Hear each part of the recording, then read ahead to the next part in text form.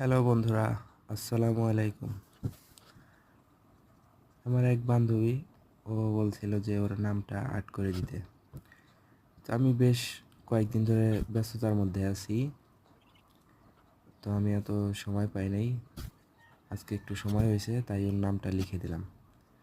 আপনাদের যদি ভালো লাগে অবশ্যই চ্যানেলটিকে সাবস্ক্রাইব করবেন এবং লাইক কমেন্ট করবেন। কমেন্টে বলে যাবেন কেমন হয়েছে।